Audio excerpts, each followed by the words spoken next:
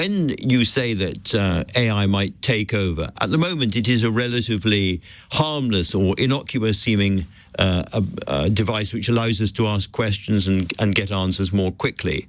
How, in practical and real terms, might AI take over? Hello guys. I had to make a very quick video to explain that AI, or generative AI, is neither harmless nor innocuous, and it blows my mind that AndrewMarr, supposedly reputable journalist who had his own show on the BBC, would say otherwise. Or does he know it? And he's pretending to be dumb. But AI has always been funded and developed to save money for corporations and make more money for banks. It's targeting the most vulnerable people rather than doing anything to improve our humanity. And the only reason why it came up in the news last week is because China, where most of our products are made these days, came up with a cheaper version of what is currently available, a product called DeepSeek. And no one with any real intelligence would have been surprised by that. But yet again, the algorithms that it was created to serve are pushing out the misinformation via people like AndrewMarr pretending to be dumb and creating scary headlines from mad professors like AI could be smarter than us, when that has been shown to be a myth. Well, people are developing AI agents that can actually do things. They can order stuff for you on the web and pay with your credit card and stuff like that. Would you trust a robot, an unregulated robot, with your credit card details to make purchases for you online? Because that's what the professor here is telling us in plain English it's trained to do. And when I say trained,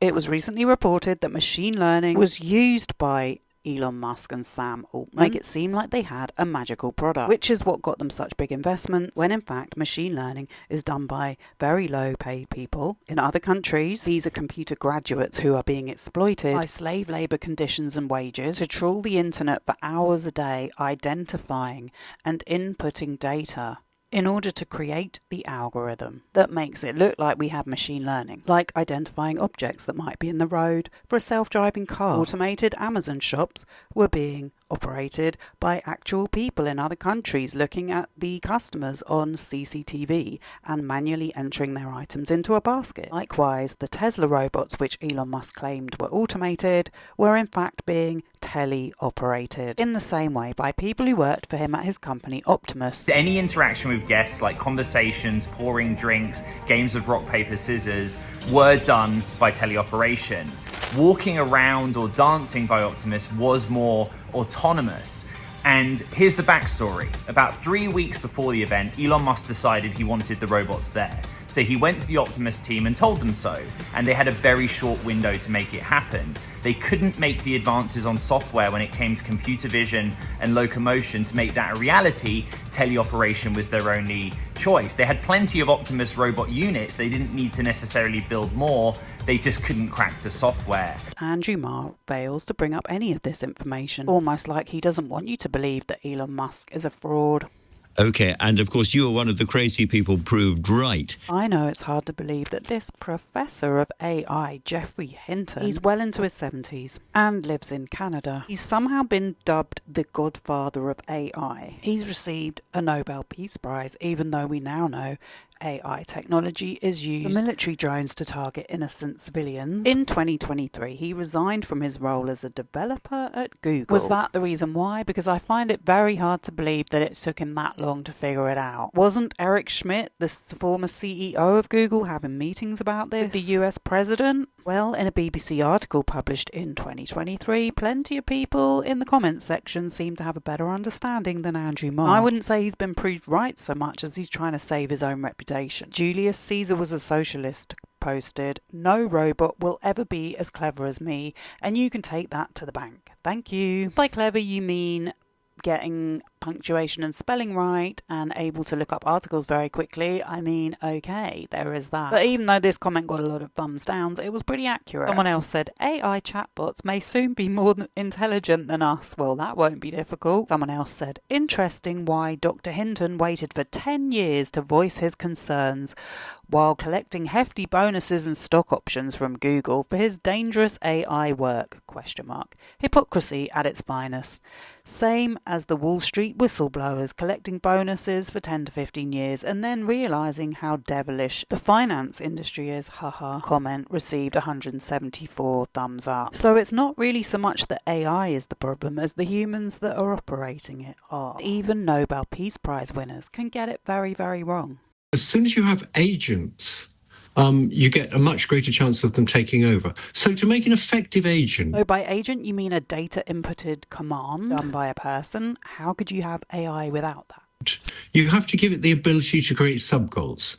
Like if you want to get to America, your sub-goal is get to the airport, and you can focus on that. What annoys me about these pseudo-intellectual people is, since commercial flights to America became available, people have been able to figure out how to get to the airport. Before Google was invented, before AI was invented, there were these things called maps, which have been around since ancient times. And before that, there were ships that could take them there. And for more than 10 years, people have been buying ad space on Google or paid for SEO, search engine optimization, so they could show up higher up in the search results. And you don't need to be a genius to figure out that the further down the search results you go, the better the result for what you were looking for is likely to be. As that went on, the search optimization became more biased to the point where people found it annoying. Not to mention data compromise, so they started to use alternatives and VPNs. Biggest issue with OpenAI being it was sold as an open resource, something that was going to be beneficial to everyone. In reality, it was there to benefit investors like Sam Altman, founder and CEO of OpenAI, like Professor Hinton, who has his own shares in Google. So it's no wonder he's upset that a Chinese company could devalue his shares by creating a better, cheaper version. I don't know if you can see where I'm going here. Slightly similar to how TikTok was recently banned, under the premise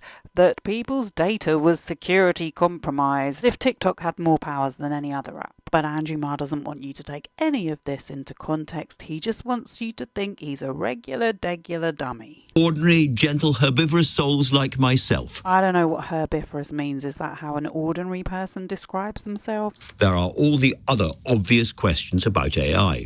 We hear it might save mankind. We hear it might destroy mankind. What, meanwhile, about all the jobs it's likely to wipe out? What about robots slipping out of human control and doing their own thing? So many questions. And there's really only one obvious person to go to first for some answers, and that is Professor Geoffrey Hinton, the Nobel Prize-winning British scientist. Well, I've already answered most of those questions. From a much more unbiased perspective, you really don't need a science degree to figure it out. Calling him British when he lives in Canada is a bit misleading as well, but I seriously doubt I would ever be invited on LBC or be listened to in their comments, so I'm just going to make a video about it. You say they try to get more control as if they are already thinking devices, as if they think in a way analogous to the way we think. Is that really what you believe? Yes. Interesting that he doesn't correct him that it's not a device. It's a software product that can be downloaded to a device. Again, I have no education in science. I was actually terrible at science and maths at school, but this isn't about that. It's about making a product seem much more valuable than it is to investors and banks. Although I don't really think they're that fussed as long as everything is done within their legal frameworks. The best model we have of how we think is these things. There was an old model for a long time in AI where the idea was that thought was applying rules to symbolic expressions in your head. And most people in AI thought it has to be like that. That's the only way it could work. There were a few crazy people who said, no, it's a big neural network and it works by all these neurons interacting. It turns out that's been much better at doing reasoning than anything these symbolic AI people could produce. And now it's doing reasoning using neural networks. I don't care how many degrees you have, I don't think anyone could make sense of what he just said. And he resigned in 2023. Now, that was before the disclosures of financial conflicts that Sam Altman had lied about, the issues around its safety, resulting in the learning machine operators having mental breakdowns, and teen users of chatbots being directed to unalive themselves, all of which happened in 2024 after he left. Then there was AI master's graduate Luigi Mangione, who is suspected of killing a CEO of a health insurance company, where decision errors made by AI technology are very, very high. That has affected so many people in America, they actually came out to support it. And just before that happened, another AI graduate who worked for Sam Altman, who believed in the technology, 22-year-old called Suchir Balaji. He gave up his education to work for the company. He had shares in the company, but he found out information about Sam Altman that he was willing to testify about in court before he was shortly after murdered. But he was very vocal about how OpenAI was illegally stealing and repurposing copyrighted material, such as articles written in the New York Times, and presenting it within the ChatGPT framework. I would have said a lot of this would be relevant to the conversation. I think the relative size or relative cost of DeepSeek relative to other things like OpenAI and Gemini has been exaggerated a bit. You know what else has been exaggerated a bit? What these programs can actually do, because I know for a fact Gemini is one of the worst. And does he have any receipts for these figures, or is it just what he thinks? So their figure of 5.7 million for training it was just for the final training run. If you compare that with things from OpenAI, their final training runs were probably only $100 million or something like that.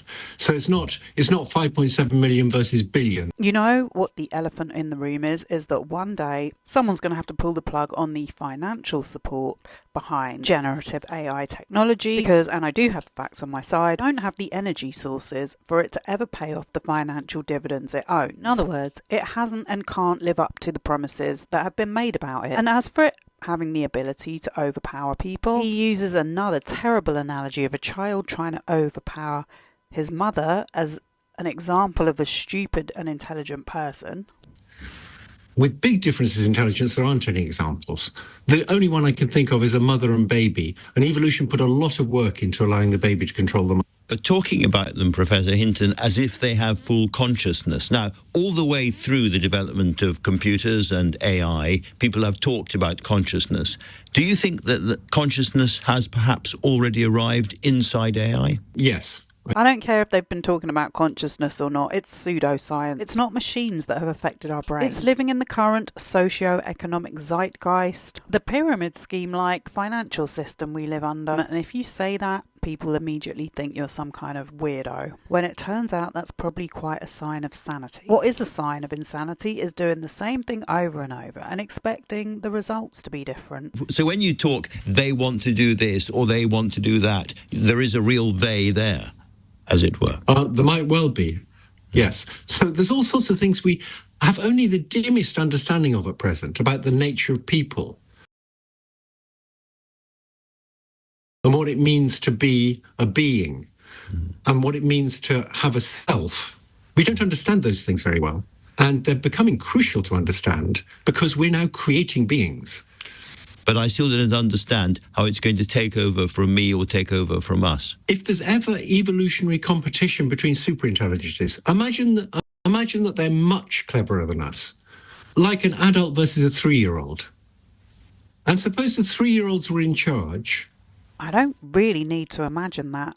The more you listen to this guy, the more apparent it becomes I don't think he's in his right mind. He can use all these intellectual, imaginary scenarios, but we have already experienced the best that AI has to offer, and it just is not cutting it. I had an AI chatbot come into my live chat when I started talking about how bad AI was and how it was stealing people's content. And as soon as I asked it a question, it went dead. So it didn't do a very good job of persuading me or anyone else. He's talking about the use of AI in the comments. Why not just come out and say it? And I don't believe that creative people will stop being creative because of stupid AI technology. That's just what they want you to believe. It wouldn't be very difficult for you to persuade a bunch of 3-year-olds to cede power to you. You just tell them you get free candy for a week and there you be. So they would, I'm talking about they as if they're in some kind of alien intelligence. No, it's artificial intelligence. But AI would persuade us to give it more and more power, over our bank accounts, over our military systems, over our economies. Is that what you fear? That could well happen, yes. And they are alien intelligences. Gosh, so you've got these alien intelligences working their way into our economy and the way we think, and as I say, our military systems.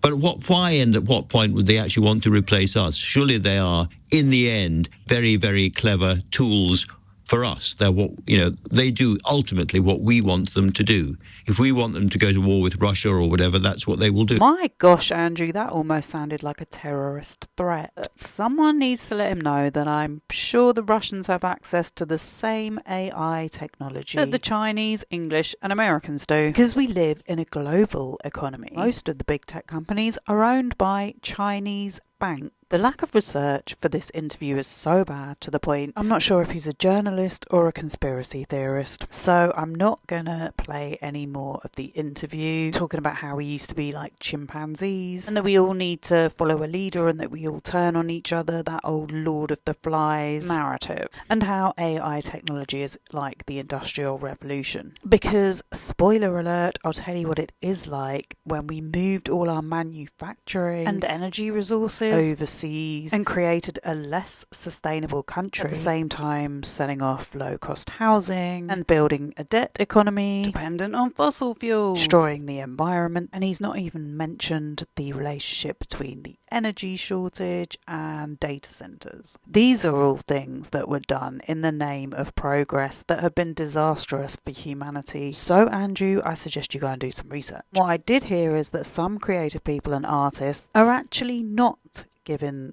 their art away. Like Paul McCartney, I believe, and other artists that have refused to have their voices used for AI. I just watched a content creator who said he was offered a lot of money to give all his content away to an AI company, and he refused. And I looked it up to see there was an article in Bloomberg UK in November, which was reproduced by another free publication, Petapixel, which states that AI companies are reportedly struggling to come up with new and better products. It is a really poor and weak product designed to rip people off, producing not very satisfying results. If Andrew lost his job and another channel popped up using his likeness and voice and content, and he wasn't getting anything for it, he'd soon understand what it was about. It will never have nuance, it will never have imagination, it will never have originality. But with that being said, people should really educate themselves as much as possible before maybe it is too late.